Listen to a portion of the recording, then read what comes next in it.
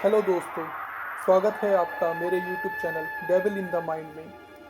आज मैं लेकर आया हूँ आपके लिए एक और सच्ची और डरावनी कहानी। ये कहानी मुझे दिल्ली से संतोष ने भेजी है। ये उस वक्त की बात है जब संतोष की उम्र 18 या 19 साल की थी। संतोष दिल्ली में अपने पापा, अपनी मम्मी और अपने बड़े भाई के साथ रहा करता था। संतोष के एक दादाजी थे जो कि राजस्थान चूरू में रहा करते थे। संतोष के दादाजी उसके पापा के मामा थे। इस रिश्ते से वो संतोष के दादाजी हुए। संतोष के दादाजी राजस्थान में तांत्रिक थे, या अगर राजस्थानी भाषा में कहे तो वो वहाँ पर सेवड़ा थे। संतोष के एक अंकल भी थे जिनका नाम रामपाल था। रामपाल जी को स्टमक कैंसर था। काफ़ी इलाज कराने के बाद भी उनकी सेहत में कोई सुधार नहीं आ रहा था। 1 साल के ट्रीटमेंट के बाद भी डॉक्टर ने उन्हें जवाब दे दिया था। रामपाल जी पेशे से एक एडवोकेट थे और काफ़ी पढ़े लिखे भी थे, मगर अपने आखिरी समय में वो अंधविश्वासों के चक्कर में पड़ गए थे। वो कुछ भी करके जिंदा रहना चाहते थे। रामपाल जी की वाइफ थी और एक छोटा सा बेटा था। अपने बच्चे की हालत देख के बार बार उनके मन में ये ख्याल आता था कि कुछ भी करके वो बच जाए। इसी अंधविश्वास के चलते रामपाल जी ने संतोष के पिता से कहा कि कुछ भी करके वो उन्हें बचा ले। संतोष के पिता ने ना चाहते हुए भी उनको तांत्रिक का सहारा लेने की सलाह दी। वैसे तो संतोष के पिता को भी पता था कि अब चाहे कुछ भी हो जाए, रामपाल जी का बचना काफ़ी ज़्यादा मुश्किल है, मगर इस आखिरी समय में वो रामपाल जी का दिल नहीं दुखाना चाहते थे। वो कुछ भी करके रामपाल जी की हर हालत में मदद करना चाहते थे। रामपाल जी के काफ़ी कहने पे संतोष के पिताजी उसके दादाजी को राजस्थान चूरू से दिल्ली लेकर आ जाते हैं, और यहाँ पर आके शुरू होता है रामपाल जी का इलाज। संतोष के दादाजी एक 75 से 80 बरस के एक बुजुर्ग इंसान थे, जो कि देखने में काफ़ी ज़्यादा पतले दुबले थे। वो दिल्ली में भी पहली बार आ रहे थे। इससे पहले वो कभी दिल्ली नहीं आए थे। उन्होंने अपना बचपन और अपनी जवानी सारी राजस्थान में ही बिता दी थी। राजस्थान में उनका बहुत ज़्यादा मान सम्मान था। गांव के लोग उन्हें बहुत मानते थे।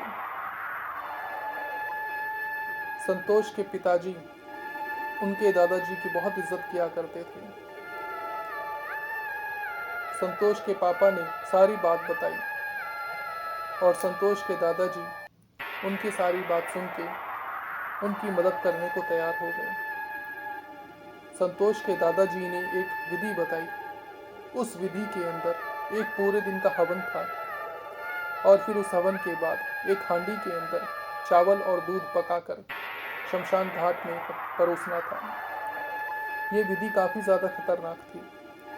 वैसे तो ये विधि रामपाल अंकल को खुद करनी थी, क्योंकि संतोष के दादाजी का ये मानना था कि आत्माओं के आशीर्वाद से रामपाल अंकल ठीक हो सकते हैं।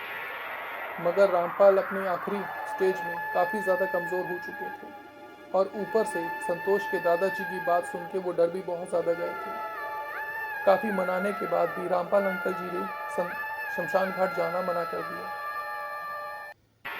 हार कर संतोष के पिताजी को ही ये काम करने के लिए हाँ बोलना पड़ा। संतोष के पिताजी बचपन में उनके दादाजी के साथ ही काम किया करते थे, मगर कभी भी उन्होंने ये विधि पूरी नहीं की थी। वो इस विधि में हवन तक तो बैठे थे, मगर कभी भी वो उस हांडी को लेके शमशान घाट नहीं गए थे। ये विधि हमेशा संतोष के दादाजी ने ही पूरी की थी। विधि के अनुसार हवन पूरा होने के बाद हांडी के अंदर चावल और दूध ले जाके शमशान घाट में उसकी खीर बना के पकाना था, और वो खीर बना के वहाँ पर रहने वाले चुड़ैल, भूत, आत्मा और डाकिनी को परोसना था।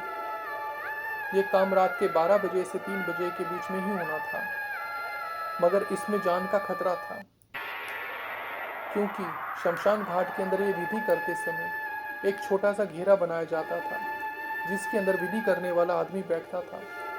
अगर गलती से भी वो आदमी उस घेरे से बाहर आ जाए तो उसका जिंदा बच के आना नामुमकिन था।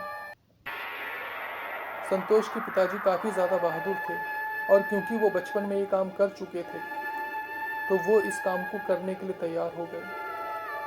संतोष के पिताजी भी इस समय तकरीबन 50 बरस के थे और वो भी अपने मामा जी की तरह काफ़ी पतले दुबले थे। मगर अपने दोस्त रामपाल की हालत देखते हुए वो शमशान घाट जाने को तैयार थे। अगले दिन संतोष के दादाजी विधि शुरू करते हैं। पूरे दिन के हवन के बाद एक हांडी तैयार की जाती है जिस पे चावल और दूध डाल दिया जाता है। संतोष के पिताजी उस हांडी को लेकर शमशान घाट पहुंचते हैं। 12 बजे का समय था। शमशान घाट में उस समय 3 से 4 चिताएं अभी भी जल रही थी। उस समय वहां कोई चौकीदार या कोई और नहीं था। संतोष के पिताजी संतोष के दादाजी के बताए अनुसार विधि के लिए वो घेरा तैयार करते हैं और उस घेरे के अंदर जाके बैठ जाते हैं। संतोष के पिताजी को पता था कि जैसे ही खीर बन के तैयार होगी, सारे चुड़ैल, भूत, आत्माएं और डाकिनी उनके आसपास आके चक्कर काटने लगेंगे। वो कुछ भी करके उस खीर को खाने की कोशिश करेंगे और साथ ही साथ ये भी चाहेंगे कि संतोष के पिताजी उस घेरे से बाहर आ जाएं। विधि शुरू होती है। संतोष के पिताजी चावल और दूध से खीर तैयार करते हैं। जैसे ही खीर बन के तैयार होती है, आसपास संतोष के पिताजी को चुड़ैल, भूत, आत्माओं और डाकिनी के साए दिखने शुरू हो जाते हैं। कुछ साए तो उनमें से 12 फुट लंबे थे। कुछ साए ऐसे थे जैसे कि बिल्कुल अस्थि पिंजर हो। किसी चुड़ैल के हाथ बहुत ज़्यादा लंबे थे तो किसी चुड़ैल के बाल। किसी चुड़ैल ने सफ़ेद रंग के कपड़े पहने हुए थे तो किसी चुड़ैल ने काले रंग के कपड़े। कुछ आत्माएं ऐसी थी जिनको देखकर आदमी वैसे ही मर जाए। उनमें से सबसे ज़्यादा खतरनाक दिखने वाली डाकिनी थी, जो कि देखने में बहुत ही ज़्यादा डरावनी थी। खीर के आसपास ये लोग हवा की तरह मंडरा रहे थे।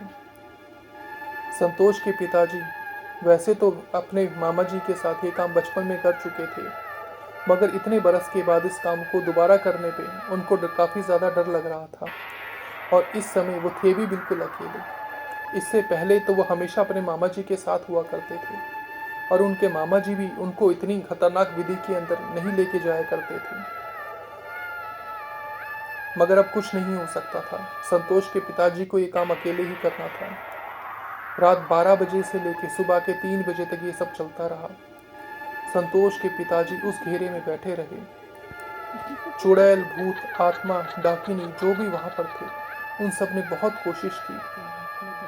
साथ ही साथ वो बार बार संतोष के पिताजी को पकड़ के उस घेरे से बाहर लाने की कोशिश कर रहे थे।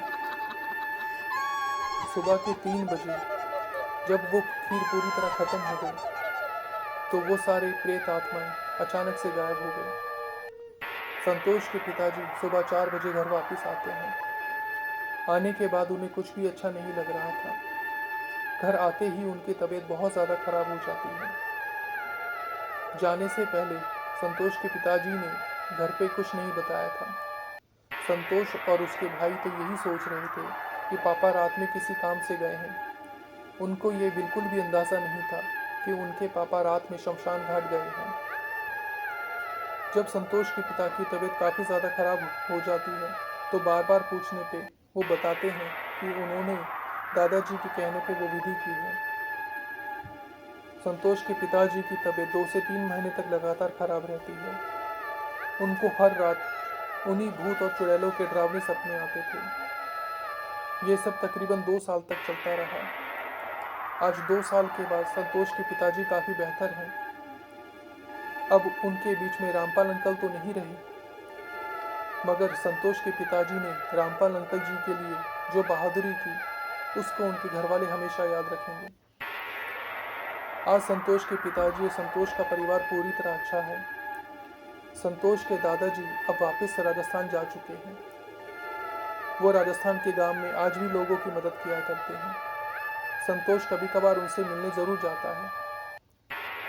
तो दोस्तों, ये थी दिल्ली की संतोष की एक सच्ची कहानी। अगर आपको ये कहानी पसंद आई हो तो अपने दोस्तों के साथ शेयर कीजिएगा और इस चैनल को सब्सक्राइब कीजिएगा। तो मिलते हैं आपसे अगली कहानी में।